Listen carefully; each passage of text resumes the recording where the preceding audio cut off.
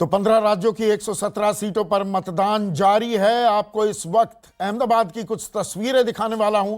प्रधानमंत्री मोदी अहमदाबाद में ही गांधीनगर लोकसभा सीट है ये, वहां पर राणेप इलाका जो है अपना मतदान करने वाले हैं। लेकिन मतदान से पहले प्रधानमंत्री मोदी अपनी मां का आशीर्वाद लेने पहुंचे हैं और ये तस्वीरें हम अहमदाबाद की ही दिखा रहे हैं, जहां पर अपनी मां से मिलने पहुंचे हैं प्रधानमंत्री मोदी। बाहर की तस्वीरें हम देख पा रहे हैं, प्रधानमंत्री के काफिले की तस्वीरें, अंदर की तस्वीरें अभी हमें नहीं मिल पाई हैं, वो विजुअल्स भी मिलेंगे। प्रधानमंत्री मोदी अपनी मां हीराबेन से मिलने पहुंचे हैं मतदान करने से पहले। लेकिन साथ ही साथ यहां पर हम दक्षिण भारत की भी बात कर लें, चर्चा कर रहे थे ब्रेक में जाने से पहले। केरल की 20 सीटों पर आज मतदान हो रहा है, कर्नाटक की 14 सीटों पर मतदान है। कुल मिलाकर 28 सीटें हैं कर्नाटक में और 14 पर पहले ही मतदान हो चुका है। आज कर्नाटक में भी लोकसभा चुनाव संपन्न हो जाएगा। वायनाड में राहुल गांधी ताल ठोक रहे हैं। वायनाड में जाना कितनी अहमियत रखता है कांग्रेस के लिए, खास दक्षिण भारत को हम देखें तो। हम उत्तर भारत की बहुत बात करते हैं, दक्षिण भारत में भी बहुत सारी सीटें हैं। मुझे कुछ सेंस इसका समझ में आता नहीं है, माफ कीजिएगा, कि वो अगर कर्नाटक में लड़ते, जहाँ उनकी माँ बेल्लारी से लड़ चुकी थी, दादी चिकमंगलुरु से लड़ चुकी थी, तो मैसेज जाता। 20 सीटें हैं, वहाँ यूडीएफ है या एलडीएफ है, और बीजेपी इस बार पूरी कोशिश कर रही है खाता खोलने की। आप जानते हैं 15% मत उसको विधानसभा में मिल चुका है, और लेकिन इसके बावजूद वो इस हालत में नहीं है कि एक से ज़्यादा अपनी असेंबली सीट भी वहाँ कर पाएँ। तो वो अहम है बीजेपी के लिए। दूसरा चीज़ ये है कि जो बाकी दक्षिण में अभी हम देख रहे हैं, तो वहाँ मुझे कुछ बीजेपी के लिए माहौल कुछ बहुत अच्छा नहीं लग रहा, क्योंकि जेडीएस कांग्रेस गठबंधन कर्नाटका में खबर आ रही है कि अच्छा कर रहा है। इसके अलावा और तो कोई दक्षिण राज्य है नहीं, कर्नाटक और केरल ही दो ही बचते हैं, और वहाँ आज लगभग संपन्न हो जाएगा चुनाव। तो इस चरण में मुझे लगता है संदीप भाई कि ये सबसे अच्छा जो अगर कहीं प्रदर्शन बीजेपी करेगी वो गुजरात है, जहाँ 26 सीटें हैं, और वो मान के चल रहे हैं कि 26 में से 26 हासिल कर लें। और जबकि दूसरी तरफ कोशिश ये है कि 2-4 सीटें कम हो सकें बीजेपी की, लेकिन काफ़ी मुश्किल नज़र आ रहा है। अगर हम खास उत्तर प्रदेश की अब बात करें, ओपी मिश्रा, उत्तर प्रदेश में मुद्दे क्या हावी हैं? आपने ताल ठोक दी 10 की 10 सीट आप जीतने वाले हैं। 16 जो पहले हो चुका है जहां पर मतदान, उसके बारे में भी आपने दावा कर दिया। दावों से इतर मैं सवाल ये पूछ रहा हूं, मुद्दे क्या हावी होते दिखाई दिए हैं आपको उत्तर प्रदेश में? देखिए संदीप जी, उत्तर प्रदेश में मुद्दा यहाँ का विकास का है। यहाँ का जो जनमानस है वो यहाँ विकास चाहता है लगातार। जो यहाँ गुंडागर्दी था, यहाँ कानून का राज चाहता है।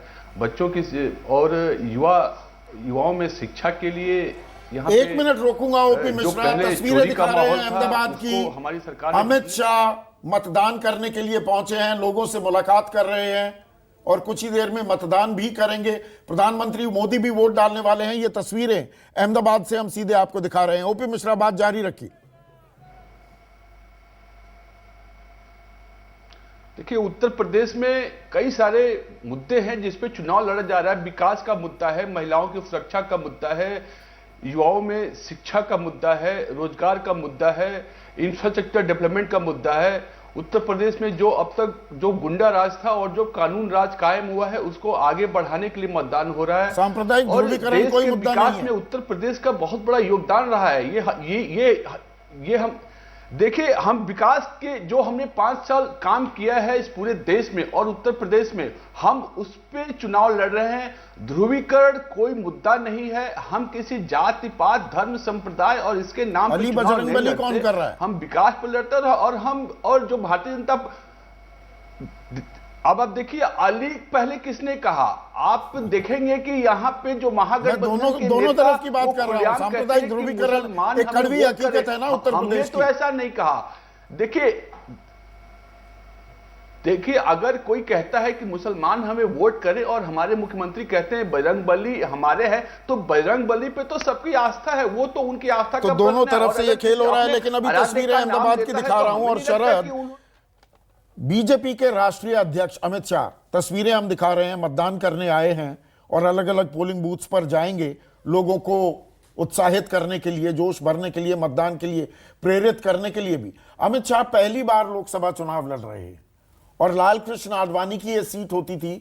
लाल कृष्ण आडवाणी को टिकट न देकर अमित शाह यहां पर चुनावी मैदान में उतरे हैं। ये गुजरात के लिए कोई खास एक संदेश भी दिया जा रहा है इसके जरिए।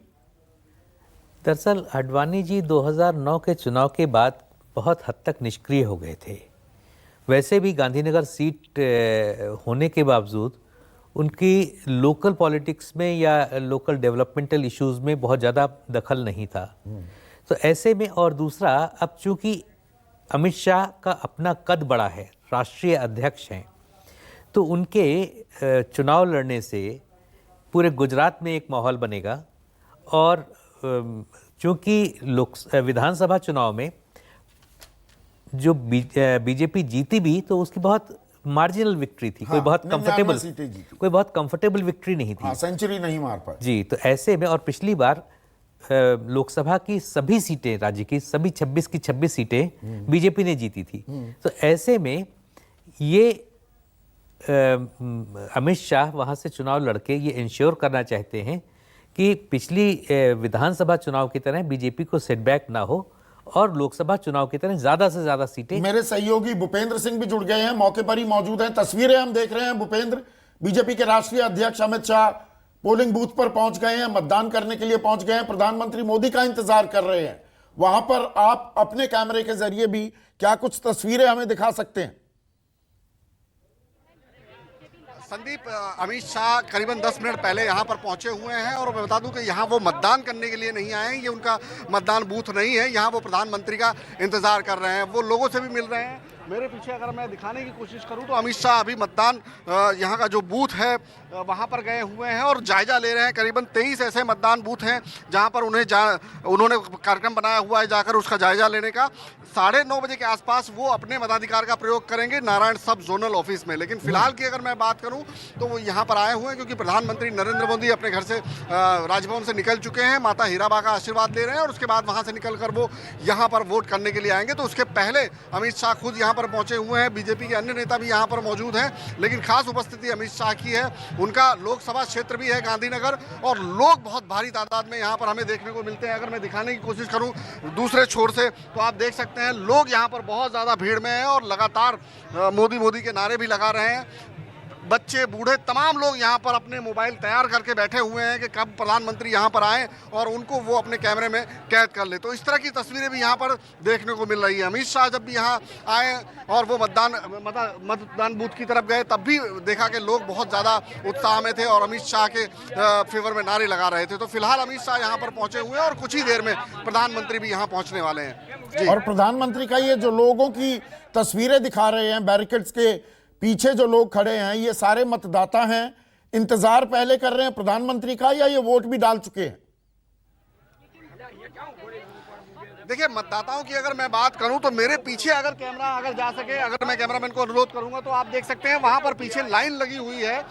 जो स्कूल का दूसरा का गेट है वहां से मताधिकार प्रयोग करने वालों को जाने दिया जाए। बाकी दोनों तरफ जो बैरिकेड के खड़े हैं, अगर बाईं तरफ की मैं बात करूं, बाईं तरफ जो बैरिकेड की तरफ खड़े हैं वो तमाम ऐसे लोग हैं जो सिर्फ प्रधानमंत्री की झलक देखने के लिए आए हुए हैं। जिनको मताधिकार का प्रयोग करना है उन्हें पहचान पत्र देखकर पुलिस जो है वो स्कूल के अंदर जाने दे रही है, लेकिन जिन्हें सिर्फ एक झलक देखनी है, जो प्रधानमंत्री की अगुवाई के लिए आए हैं, उनके अभिवादन के लिए आए हुए हैं। बहुत सारे बच्चे भी मैं देख पा रहा हूं यहाँ पर और इंतजार कर रहे हैं। भूपेंद्र, बहुत सारे बच्चे हाथ में तिरंगा लिए हुए, एक बच्चा तो साफ दिखाई दे रहा है, पूरी एक कतार है बच्चों की भी। बिल्कुल, बच्चे, बूढ़े, औरतें, महिलाएं, बुजुर्ग तमाम लोग यहाँ पर हमें दिखाई दे रहे हैं जो सड़क की दोनों तरफ, स्कूल की सड़क की दोनों तरफ जो है वो बैरिकेड के भीतर खड़े हैं, जो सिर्फ इंतजार कर रहे हैं कि कब प्रधानमंत्री यहाँ पर आएंगे। और ढोल नगारे लगातार यहाँ पर हमें करीबन 500 मीटर की दूरी से सुनाई दे रहे हैं। हालांकि बहुत नज़दीक उन्हें बजाने की इजाज़त नहीं है, लेकिन दूर कहीं ढोल नगारे बज रहे हैं जिसकी धुन जो है हमें लगातार सुनाई दे रही है। तो लोगों का उत्साह यहाँ पर बहुत ज़्यादा है क्योंकि खुद प्रधानमंत्री यहाँ पर वोट करने आ रहे हैं। हर साल चुनाव में वो यहाँ आते हैं निशान स्कूल के अंदर और ऐसी ही लोगों में उत्साह देखने को मिलता है। मेरे पीछे अगर मैं दिखाने की कोशिश करूं तो अमित शाह आपको फिर एक बार दिखाई दे रहे होंगे। अमित शाह लोगों को मिलकर आ रहे हैं, लोगों का अभिवादन ले रहे हैं और एक तरह से यहाँ पर उत्साह भी बढ़ाने की कोशिश कर रहे हैं कि किस तरह से लोगों को बहुत ज़्यादा आपने खुद बताया कि उन्होंने किस तरह से ट्वीट कर कर अच्छे राष्ट्र के लिए सुरक्षा के लिहाज से लोगों में बढ़ चढ़ कर वोट करने की अपील की है। यहाँ पर लोग अमित शाह को मिल भी रहे हैं। अमित शाह फिलहाल इंतजार कर रहे हैं कि कब प्रधानमंत्री आएंगे। बस प्रधानमंत्री का अभिवादन करने के बाद में प्रधानमंत्री जब यहाँ पर वोट डालेंगे उसके बाद अमित शाह यहाँ से निकल जाएंगे। उन्हें खुद अपने मताधिकार का प्रयोग करना है। जी बिल्कुल, संदीप। तो प्रधानमंत्री का इंतजार हो रहा है। प्रधानमंत्री राजभवन से निकल चुके हैं अपनी मां हीराबेन का आशीर्वाद लेने के लिए, और आशीर्वाद लेने के बाद राणेप, अहमदाबाद का जो ये राणेप इलाका है, यहाँ का हम पोलिंग बूथ भी दिखा रहे हैं जहां पर बीजेपी के राष्ट्रीय अध्यक्ष अमित शाह प्रधानमंत्री मोदी का इंतजार कर रहे हैं। अमित शाह का दरअसल पोलिंग बूथ नारायणपुरा में है जहां वो लगभग 9 साढ़े 9 बजे अपने मत का इजहार करेंगे।